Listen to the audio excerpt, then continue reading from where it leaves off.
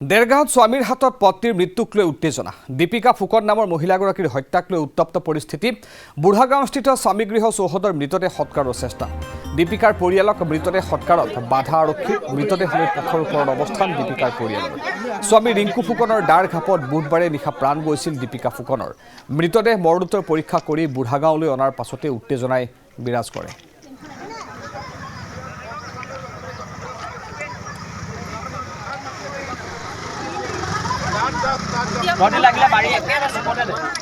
এই ঘটনা দেৰগাঁৱত সংঘটিত হৈছে। স্বামীৰ হাতত পত্নীৰ মৃত্যুক লৈ উত্তেজনাই বিৰাজ কৰিছে।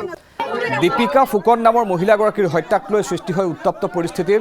বুঢ়াগাঁওস্থিত স্বামীগৃহ চৌহদৰ মৃতদেহ সৎকাৰৰ চেষ্টা কৰে দীপিকাৰ পৰিয়ালৰ লোকে আৰু দীপিকাৰ পৰিয়ালক মৃতদেহ সৎকাৰত বাধা দিয়ে আৰক্ষীয়ে। মৃতদেহ লৈ পথৰ ওপৰতে অৱস্থান কৰে দীপিকাৰ পৰিয়ালৰ লোকে। স্বামী ৰিংকু ফুকনৰ দাৰ ঘাপত বুধবাৰে নিশা প্ৰাণ গৈছিল দীপিকা ফুকনৰ।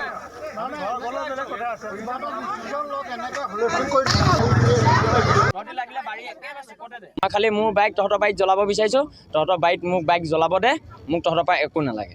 আৰু পুলিচে এতিয়া কি কৰিছে, পুলিচে আহিলে প্ৰথমে আমাৰ লগত তাৰমানে ভিতৰত গৈ পেলাই কথাটো পাতিব লাগিছিলে যে তহঁতৰ বাইক জ্বলাব বিচাৰিছে, তহঁতি কি ক।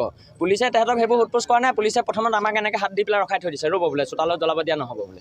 সেই কথাটো তহঁতি তেহেঁতক নোসোধাকৈ কেনেকৈ তহঁতি নিজে ক'লি জ্বলাব দিয়া নহ'ব বুলি। যোনে ভুক্তভোগী তেহেঁতিয়ে ক'ব, যোনে দায়ী তেহেঁতিয়ে ক'ব জ্বলাব দিম নিদিম। আমি তেহেঁতৰ বাইক জ্বলাব বিচাৰিছোঁ। আমি য'ত আমাৰ বাইক মাৰিলে সেই বাইকখনত মই তাইক জ্বলাই থৈ যাব পালে তাই আত্মা শান্তি, মোৰ আত্মা শান্তি। মই ইয়াৰ পৰা এটা চকু পানী উলিয়াই থৈ নাযাওঁ যদি মোক তাত জ্বলাব দিয়ে। আৰু পুলিচে এতিয়া আমাক সোধপোছ নকৰি পেলাই ডেড বডি ক'ত নিলে আমিতো গমেই পোৱা নাই। এতিয়া পুলিচক সুধি আছোঁ ডেড বডি ক'ত গ'ল। পুলিচে কৈছে ছাৰে জানে, আৰু ছাৰজনে কৈছে কোনজন ছাৰ কৈছে, এতিয়া সেইজন ছাৰো নাই। এতিয়া ডেড বডিটো বোলে সেইটো নাই।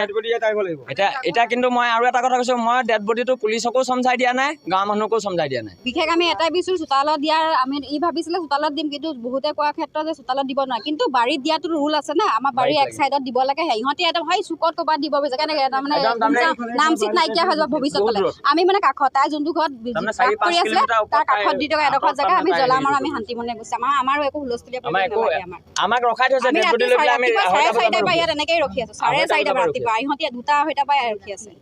আমাক ইনচাফটো সোনকালে দিয়ক, আমিও যাতে যাবগৈ লাগে। প্ৰত্যেকৰ নিজৰ নিজৰ এখন ঘৰ আছে, হয় নাই? আমিতো ইয়াতো ৰখি থাকিব নোৱাৰোঁ ইয়াতে ৰাতি এডোখৰলৈকে।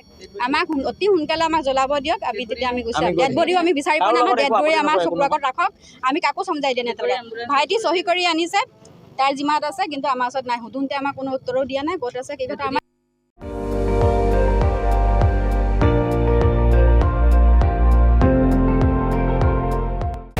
আপুনি চাই আছে ND24, সৰ্বশ্ৰেষ্ঠ নহয় সৰ্বোত্তমৰ দৌৰ।